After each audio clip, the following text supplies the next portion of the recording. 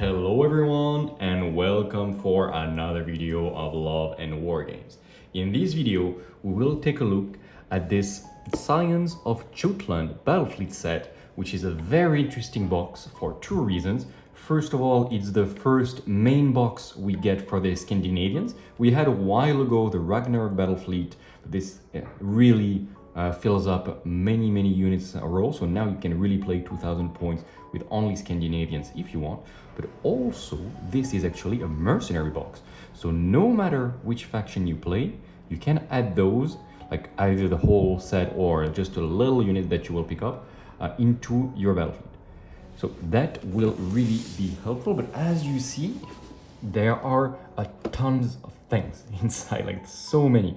So of course, like if you start to put everything on the table, it's not going to be a mercenary battlefleet anymore, but it's going to be like most of your fleet. So either you play just this guy and a couple of ships as reinforcements, or you can play them, all of them, of course, as the Scions of Jutland mercenaries. Or, and that's what probably I will do, you can play those as a Scandinavians in an Imperium fleet. And just forget that there are Scions of Jutland and just play them as Scandinavian ships. So what do you actually get? We'll talk at the end again of how to play and what are the many variants, but as you can see, there are a ton of different options. We'll talk a little bit about each of them.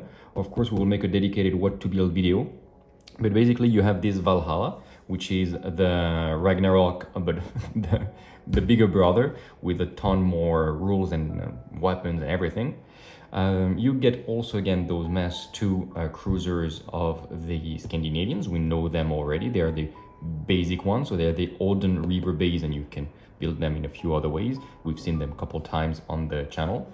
And you have those which are the upgraded advanced versions with a ton of different variations that you can build them as. We'll talk a little bit about them at the end, of course. You get the Fenrirs, which are these submarines, and you do have 4 of them. Yeah, you need 4 of them, and they're quite good. They are the only Imperium units to not have lightning assault, like the little boost to fray. Interesting. And they're always nice for a fleet that wants to charge. It's always good to have those guys to hold them back.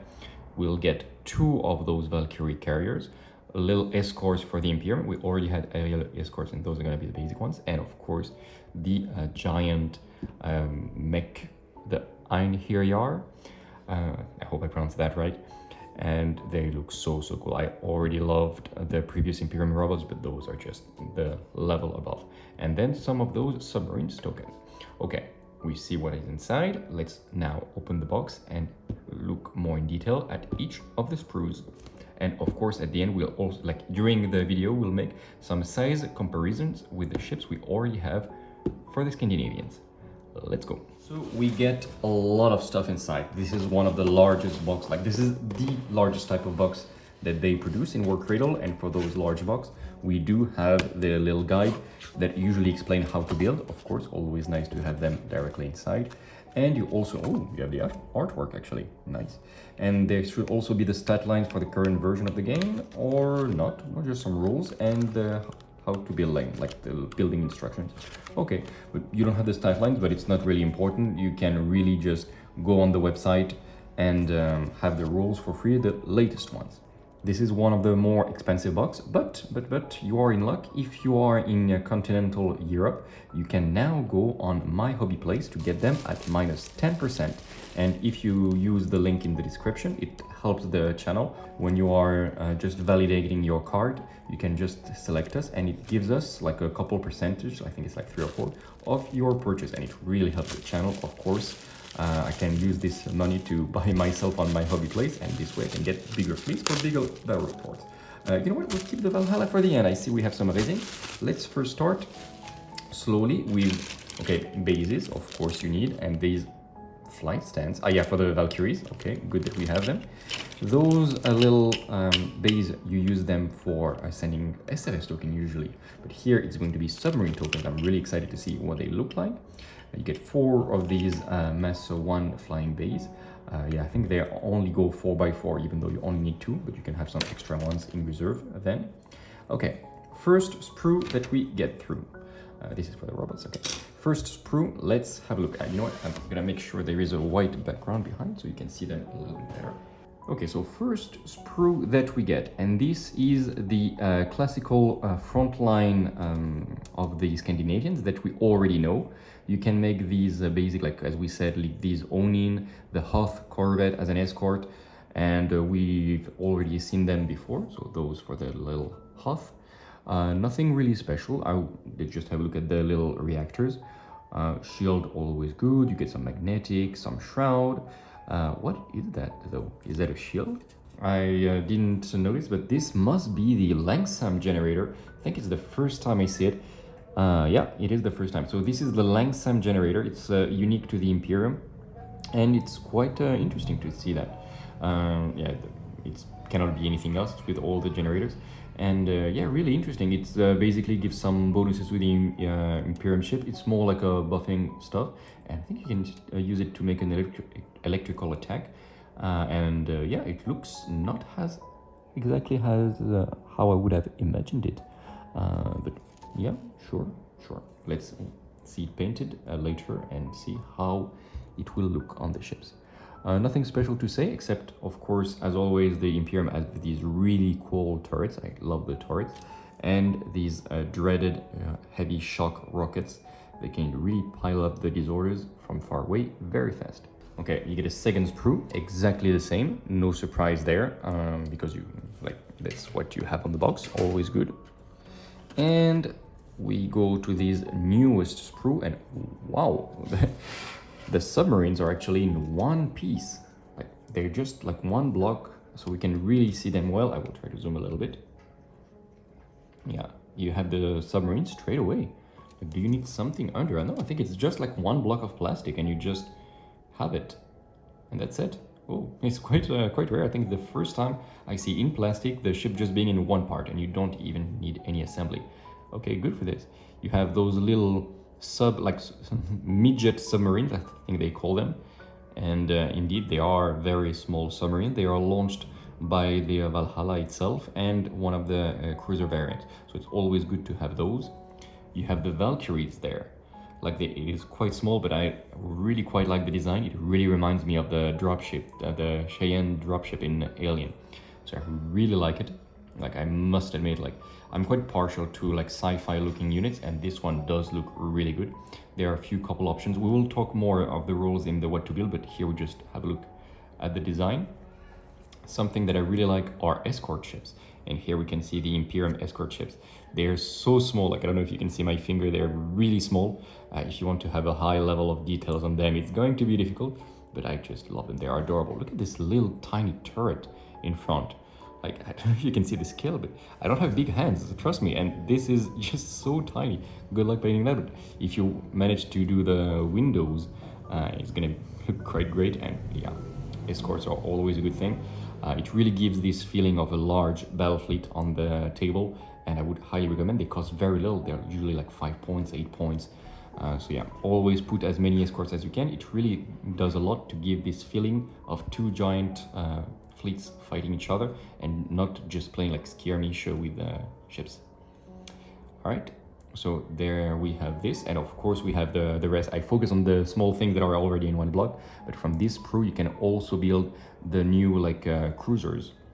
So the Thor and the Loki and all these things, and yeah, it's already quite interesting. Okay, one thing I would like to point out is those little small or average rocket battery, shock rocket battery, sorry, and I just like them so much. They are really stylish, and I'll try to point them to the light, but yeah, I love them. They're quite small. I've seen them already on a ship, and yeah, they're just quite adorable. They look a little bit modern, but I really like them. And we will notice just the last thing, that here as well we have this new Langsam generator. I wonder how you need to paint this. Do you need to make it if it's an electric tower up there? I don't know. Looking forward to seeing it painted. If you know how to paint this thing, let me know what you think it is. Second sprue, of course, of the same. So you get 4 escorts to Ariel, etc., etc., and even more of those little submarines. I really like the submarines design, I have to say. They do look modern as well, but also German in a way. It looks like a little U-boat, and yeah, quite a good design. Really, I'm really looking forward to see them painted and get them on the table. And the last, but absolutely not least, sprue that you get are those little sprues for making the giant Imperium robot that we all know and love. From what I see, this is exactly the same classical Imperium robot that we had before. Yeah, I'm not mistaken, nope. And always this very cool giant sword, very cool giant mace, and nothing special. We know these sprues already quite well. They're very nice, of course, but I think they go with this little expansion pack to make them really Scandinavians, because if you only use those, they will look quite German. Yeah, you do have more sprues for making the little robots as well. Always cool, but yeah, you do see the Prussian cross. So those are the old sprues. Lots of bits still a little bit everywhere. So if you are a fan of that, like, you can really make a lot of things. Whoa, you get so much. You get like, yeah, you can make one of them. That's what I did actually on mine. One of them with 2 swords and one of them with 2 mace. I know it's not a legal configuration, but you can just proxy them as whatever you want, and it looks great on the table. And indeed, here is what you get to convert those Imperium robots into Scandinavians. So let's zoom in to see all the details. Yeah, you get this very like Viking helmet, really cool, with a special axe. So you will have too many weapons. You have swords, you have mace, so you can make a little bit of converting if you want. You can choose the weapon you want. Like it doesn't matter if you take an axe or a sword, you can make it whatever you want. Okay, so here you have the, okay, different. Indeed, those little, the same little bits, but without the Prussian cross. In the center, you have this also with this little Viking symbol. Second one, obviously, and a second one. So, okay, you do have a special chest, special shoulders, special axe, and special head. And the very last thing that we will see is the Valhalla itself. Okay, here we go. Let's start with the base.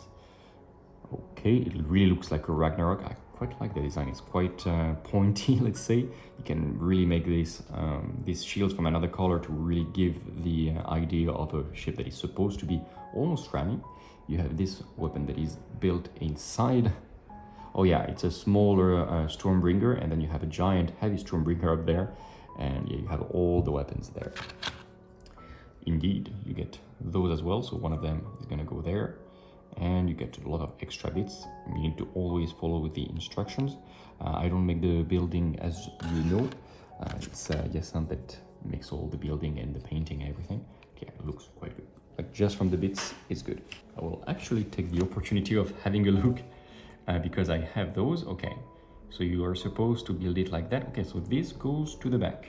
Okay, so we have the head of the ship here, and there are 2 variants, indeed, depending on which variant you want to build. So this, you can make just the basic Valhalla, for example, or you can make it like this, and then you need to choose what to put in front. This is the main weapon that is going to go here, okay? And this goes to the back. And this is one of the options that we have to discuss, because you can either build it as the Valhalla, which is the basic combat variant, and also is a submarine carrier, super cool. You have the named variant, I will not try to pronounce it, but it's the name variant for the Scions, which is a quite interesting middle ground, also a good fighter, and it can carry, like, it has a special role to combo with the Valkyries, the aircraft that we've seen that looks like the dropship from Alien, or you can really go crazy and make it as the Asgard variant, which is just basically like a helicarrier, like in the sense it carries helicopters, to just have all the rules to boost the Valkyries. Okay, and now to take a little bit of a moment to talk about all the different versions. So all the ships that I'm going to use for the size comparisons come from the first couple of sprues that we've seen, the ones like the classical Frontline ship. So we have the Valhalla, and as we can see, this is a Gungnir, so the smaller version, and we can see that it's quite bigger. Let's remember that the Valhalla is going to be like this, like there is going to be quite a little bit more behind, like just putting this in the back for reference. But here you can see it's really going to be a beast. And when you compare it for even just the Ragnarok, you can see that the Ragnarok is the same size as the Valhalla, but without the back. So the Valhalla is going to be quite bigger than the Ragnarok. Damn, it looks really good. I have to say, I talked with Zongo, our local Imperium player, to tell him like, yeah, do you want those ships for you? Like you get them painted for the channel, and then you come to play with them. And I'm like, maybe I want to see them painted in my color instead. So maybe I will just keep those. We'll see, but one way or another, we need to have this beautiful Scandinavian Battlefleet on the channel for 2000 points battle report. I know that some people on the Discord are voting for this, and I think that's what we are going to do. Another size comparison for all of you Scandinavian players, here is a Jotun there, so the largest, most powerful variant that you can build. And this is the Huth, the one that can, the little corvette kind of, that boosts a little bit the defense and can actually be attached to many units. You will have a lot of those if you buy the Ragnarok and the Science battle fleets, and but it's okay to have a lot because you really want to drop them a little bit everywhere. I think they gained acceptable attrition, so you don't even give victory points if you just attach those, which is a very good thing. All right, we've seen a little bit like all the sprues that you get, the size comparison and everything, but now how do you actually play that? This is not going to be a what to build video, but there might be a little delay between the what to build and this unboxing. So let's make just a very fast way of like what you can get. So you get the Valhalla, which is this combat version, as we said, and I really like it because it's quite cheap and it also can send the very powerful SAS token. You can also build it as the, I will still not try to sell it, Skjalden, the named version for the Science, which is also very powerful, but you can only have one ever. It does boost the Valkyries, but I don't know if I like it so much. I really like the purity of purpose of the Valhalla. And then you get the Asgard. Do they show it? Yeah. So here is the Skjalden, but here is the Asgard as well, with all the boost for the Valkyries. Be careful, I'm not sure you don't have enough Valkyries to drop them there if you build the Asgard. You can just build it with the like landing platforms, and that's gonna be good enough because your Valkyries are of course going to be flying around. But if you have many boxes, you can make exactly this one. Then you get the Odin Reavers, which is the basic ones. So the smallest one is the Gungnir. This one is quite fast and I really love it. It's basically a very cheap vanguarding ship that can go very fast, very far. And yeah, just a good pure ship again. It has these both of those electric weapons to make a ton of damage and not much else. This is a ship that either likes to use Vanguard to stay hidden and be a threat, or it also really likes strategic reserve. The Odin, I don't have it, but it's this one here. It has a very cool rule now where you can attach those Valkyries directly to Odin. So I think those two that I got in this box, I will build them as Odins for sure, just to make this little combo when he has his two little birds, like his two little crows to escort him, just like in the mythology. Very fun and fluffy option, sorry, to like make the Odin quite unique. And then you have the Jotuns with the heavy gun batteries and all the forward options. This is very expensive, but it's a beast. You've seen it in a battle report recently against the Commonwealth, and it just obliterates Commonwealth ships by the dozen. I exaggerate a bit, but it's extremely lethal. Nothing can resist it, but it's very expensive and fragile. So it is a glass cannon, not that glassy, but it is fragile for its point cost. But if it gets in the good range, it does a ton of damage. Also likes to be in strategic reserves. And then you also get 4 of those Huth. So those little ones here, I've talked a little bit about them. Either you make a huge pack to be a threat, especially in strategic reserve. Otherwise, you're kind of vulnerable on your way, especially from blast templates. Or you can just use them 2 by 2 to attach them on units to boost their point blank firepower. Then, and there is a lot of things to say, there is all those variants. So which one do we start with? Well, let's start with the one here, the Thor. I'm very tempted to make them. They have this colossal melee weapon where they just ram them with, I don't know what it is. Does it make the ship go faster? Is it a hammer? Is it electrical? I don't know, but it's very cool looking, and this is your ramming ship. This one, more than the others, wants to be in strategic reserves. So because its main weapon is ramming, and it's quite hard to do that when you are looking like this and the enemy tries to get as far away from you as possible. And again, it's a little bit fragile. It has a little rocket battery, but not going to do much. So yeah, good in strategic reserves. Then you have all the variants. The Loki is maybe the variant that wants the most to be on the table. It has its special shroud generator to kind of teleport around like a mirage, and it's tough because it's a mirage, so it's obscured. So if you if you need to have some ships on the table, it's good to have the Loki on the table and not in strategic reserves. The Angerboda, I'm sorry for the pronunciation, Angerboda is the one that is actually a carrier for the mini-subs. Also a very interesting ship. I also want to make some of those. Complements well the Valhalla, and it's a good ship also to have on the table for a big threat range. You can keep it hidden behind islands and use the mid-jet submarines to threaten enemies out of line of sight. And just a little thing about the Gefjon. The Gefjon is the one that is a mandatory fleet option for the Scions of Jutland Battlefleet, and so that's a little bit annoying. It's a little bit cheap actually for what you get. It's a cruiser, so it's like tough. It has the big weapon, so that is good, and it also gains a logistical support, which is also always good. You know that I think, if you watch the channel, that I think that the logistical support is often underlooked as a rule, but many times a big action can be done because you have one more card than your opponent, or it allows you to counter one more of the big valor effect of your opponent. So one card extra can really make all the difference turn after turn. And the last two variants that you can build are the Heimdall or the Boulder. The Boulder is quite aggressive. It has Vanguard, it has some good shock rocket like weapons, and it has rocket barrage, so it can shoot quite a lot while going to attack the enemy. And I think they mixed up the picture of the Heimdall and the Boulder actually, but whatever. So yeah, the Boulder in the rule is the one with all the shock rockets, and it can shoot on the way, and then it has all the good Scandinavian firepower at point blank. So good utility, also a ship that you might want to have on the table. And the Heimdall, which is the one supposed to be with the little array, because Heimdall sees everything, has a very cool array where, first of all, enemy ships cannot deploy within 10 inches of the Heimdall. So that is already good, especially like it protects you against robots, against all those things, against strategic reserves, well, a little bit less, but it's actually quite a good weapon. 10 inches starts to be a range where you consider it. And also, if an enemy ship is within 20 inches of the Heimdall, which is generous bubble, then all aerial weapons gain extreme range and homing. So you can really have the Heimdall charging through, and then all your other ships, and the Scandinavians have a lot of rockets, but also like the Prussians and everyone, then all your weapons gain extreme range and homing. So you just need one Heimdall to make a big bubble to make all your rockets, and you can see you have a lot, hit better. So very interesting there. And the last couple things that you get, the Fenrir, there is not many options, but as we've said, they are good in the backline as fire support. You do need those sometimes.